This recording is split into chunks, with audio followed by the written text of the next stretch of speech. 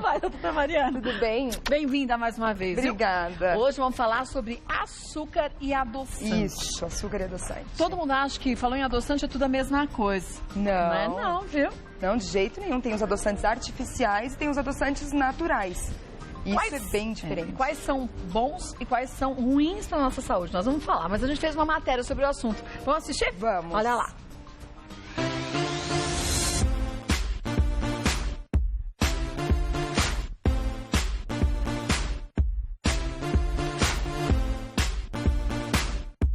Hoje em dia, é muito difícil encontrar uma pessoa que não cometa o pecado da gula ao se deparar com uma bela sobremesa. Afinal, nada mais prazeroso para o paladar do que um saboroso doce, não é mesmo?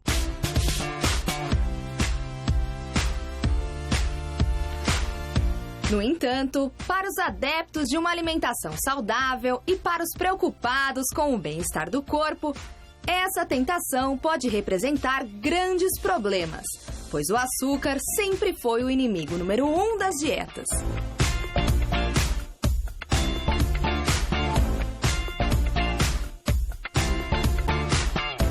Já o adoçante, que por muito tempo foi considerado uma alternativa salvadora, começa a apresentar problemas devido à sua composição química.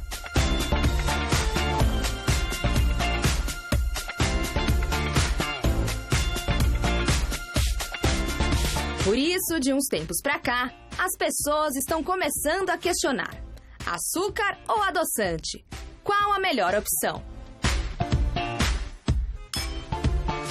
Para saber a resposta, fique ligado agora no Mulheres.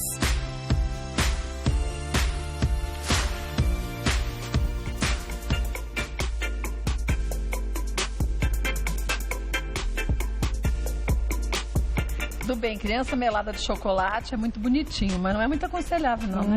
Não. Aquela criança mergulhada no bolo, você quase surtou. Ai, que dó. Ai, que dó. Tomara que tenha sido só pra foto, entendeu? A foto e depois tira a criança.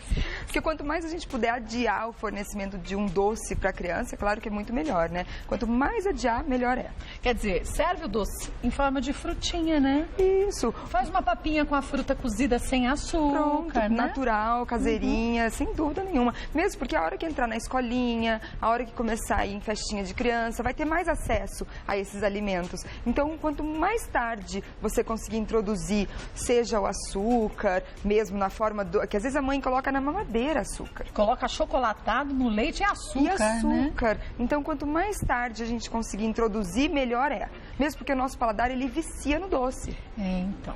Se hoje você come um pouquinho, amanhã você quer mais um pouco, depois de amanhã mais um pouco. E aí, quando você não tiver alguma coisa, às vezes, mais saudável, você vai atacar um docinho muito industrializado, cheio de açúcar refinado. O corpo acostuma, principalmente da criança que ainda está aprendendo a reconhecer o paladar dela, né? Ele acostuma muito com essa mudança. Tanto que a gente fala que a introdução alimentar, ela tem que ser um alimento por vez.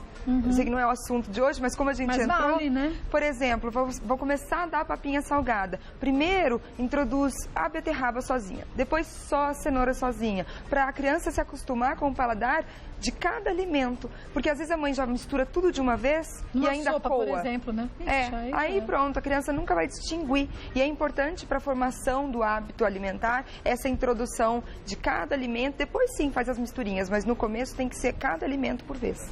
Olha, vamos começar pelos açúcares? Vamos. A gente tem aqui da esquerda para lá, para direita, a rapadura. A rapadura. A rapadura é saudável? É super saudável. Muitas pessoas temem porque, é claro, ela é calórica, ela tem açúcar na composição dela, mas é um açúcar natural, da cana mesmo. Para a gente conseguir comparar, a rapadura ela tem 100 vezes mais cálcio do que um açúcar branco, aquele refinadinho tradicional. Tudo isso é bastante cálcio. Tem bastante ferro, tem várias vitaminas do complexo B, então para memória, concentração, disposição, TPM, é um excelente alimento. A rapadura também pode ser usada para quem pratica atividade física, mas não antes do exercício, depois do exercício, para recuperar aquela musculatura. Porque durante o exercício existe um negocinho chamado glicogênio muscular, que é o estoque de energia dentro do músculo. Quando a gente faz um exercício, a gente perde esse glicogênio muscular. E a gente, quanto mais rápido repor esse estoque de energia dentro do músculo, melhor é para a nossa saúde, para o desempenho. E a rapadura, ela faz isso de forma muito rápida. E natural, né? E natural. E, além de que eu acho muito gostosa. Tem gente que acha um gostinho forte e tudo mais. Eu gosto de rapadura. Porque às vezes acha o gosto forte porque está acostumado com aquele refinado. Mas a rapadura é uma delícia, nossa. Aqui a gente tem o açúcar de coco. Que você já até falou uma vez. Tudo bem, ele tem um precinho meio alto. Meio salgadinho.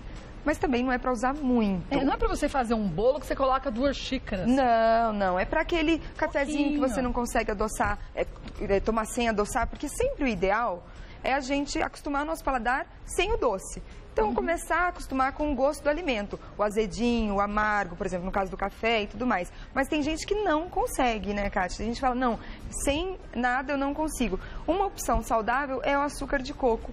Por que ele é saudável? O carboidrato nele, a glicose, ela vai ser lentamente absorvida pelo nosso corpo. E isso não faz um pico de insulina. E aí não judia tanto do nosso organismo, engorda menos. Então, se a gente diminui um pouco aquela compulsão por doce, que às vezes a gente come um doce, você fica saciada por pouco tempo. Dali a 1 hora, 2 horas, a gente precisa comer alguma coisa. E às vezes esse comer que atrapalha, que você busca alimentos. Gordura ou mais doce ainda? Ou mais doce ainda, ou carboidrato simples, que é um açúcar refinado. Ou então uma farinha refinada. Então o açúcar de coco ele tem essa vantagem de ser lentamente absorvido pelo nosso corpo. E eu acho também o paladar dele bem gostoso. Quem se adapta, por exemplo, ao mascavo, que é da cana, consegue se adaptar super bem ao de coco, que é até mais suave. E mais saboroso, eu acho. E mais saboroso, muito eu também bom, né? acho. Muito bom. Aqui a gente tem o açúcar orgânico. Esse aqui, ó, ele tá cristal e orgânico. Isso. Porque tem o refinado orgânico também, né? Tem o refinado, tem o demerara orgânico. Sim. Orgânico, ele quer dizer que durante o cultivo da cana-de-açúcar não foram usados agrotóxicos e pesticidas. Então ele é livre, na própria plantação, é uma plantação livre e normalmente sustentável, ecologicamente correta, mas isso não quer dizer que ele é saudável para a nossa saúde. Os alimentos orgânicos, eles tendem sim a ser mais saudáveis, mas se for, por exemplo, um açúcar refinado orgânico, já não vale a pena o investimento, vale a pena um açúcar cristal, um demerara. Ele é menos pior do que o outro. Isso, ele não só é que menos seja pior. bom. Não que seja bom, perfeito. Isso mesmo. Aqui a gente tem o demerara, que é um açúcar cristal, mas um processo bem antes dele ficar clarinho. Isso. Como refinado, ou até como açúcar cristal branco, né? A gente perde, no demerara, perde alguns nutrientes, algumas vitaminas e minerais presentes, que poderiam ser presentes na forma mais bruta, mas ainda assim é uma forma muito mais saudável do que o refinado e ele tem um sabor residual muito menor do que o mascavo. Então as pessoas se adaptam bem para a receita, combina muito, às vezes vai fazer alguma receita, um bolo, alguma coisa, é uma troca interessante, pode trocar nas mesmas proporções. Na mesma quantidade que a receita pede de um açúcar comum, você coloca o demerara. O demerara. Do lado a gente tem o mascavo. Ele deixa um saborzinho. Deixa. Mas não incomoda, eu acho. O nosso paladar, isso é uma coisa muito importante, Kátia. Nosso paladar, ele demora cerca de 40 dias para se adaptar a uma mudança alimentar.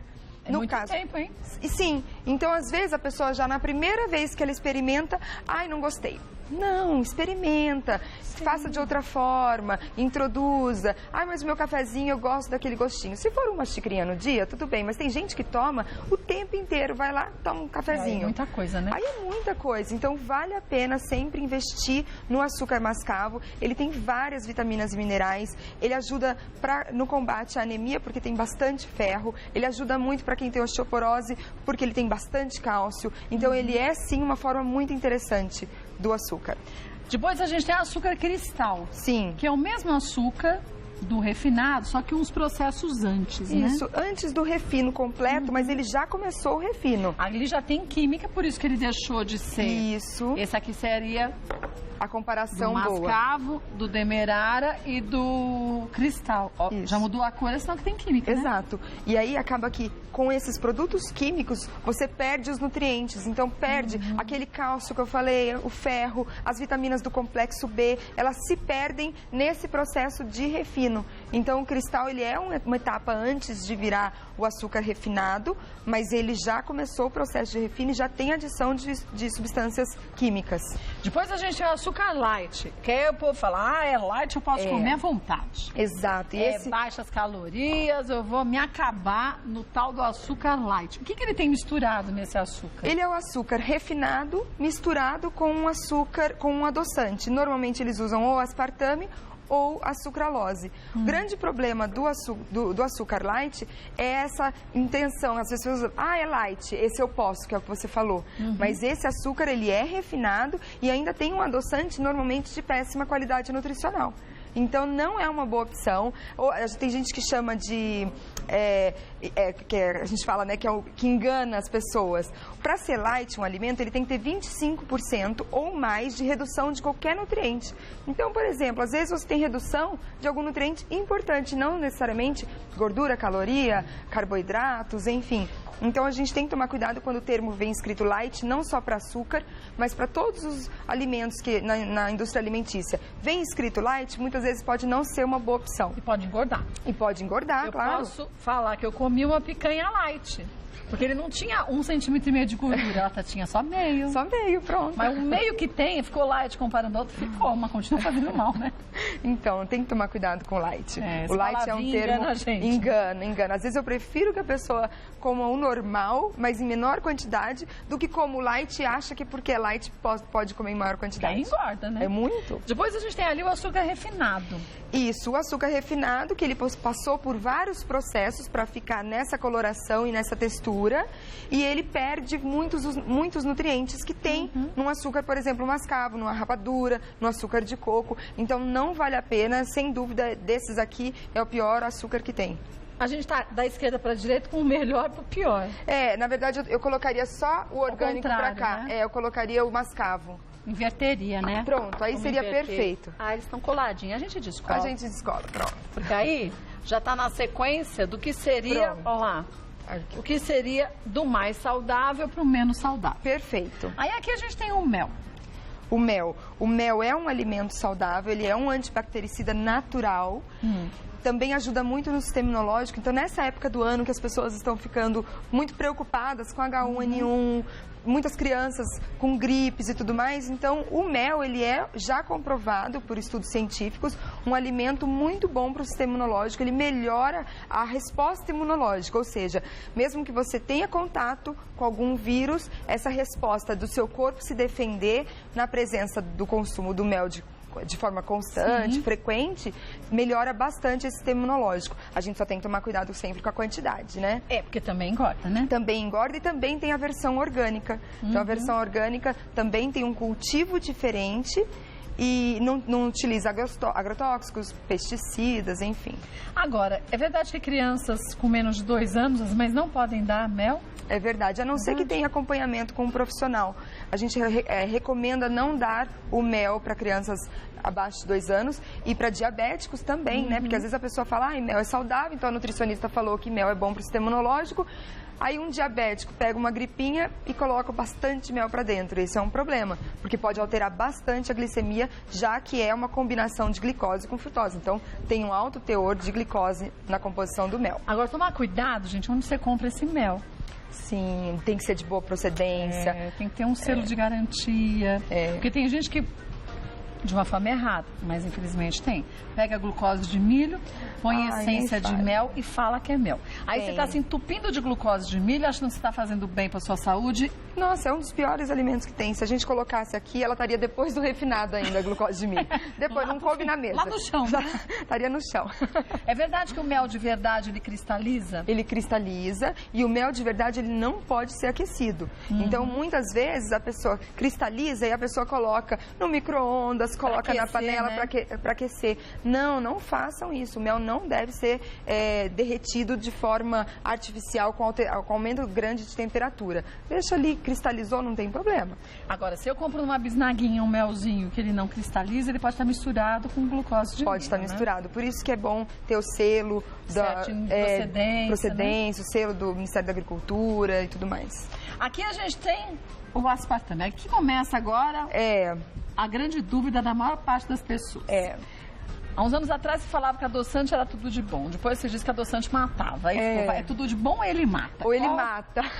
São coisas distintas, né? Primeiro, é bom a gente diferenciar os tipos de adoçante. Tem o adoçante que é natural e o adoçante artificial. Então já começa por aí. Quando a gente fala de adoçante, às vezes a pessoa fala, adoçante faz mal. Mas é algum tipo específico de adoçante que faz mal para a nossa saúde, que são os adoçantes artificiais.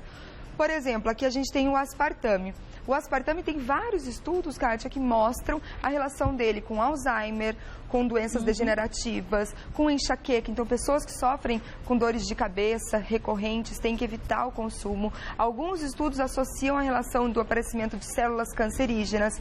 Então, é um adoçante bem perigoso e muito utilizado na indústria alimentícia. Às vezes, você não utiliza, mas consome produtos que têm o aspartame. Bem embutido, né? Bem embutido. Então, por isso da importância de ler o rótulo.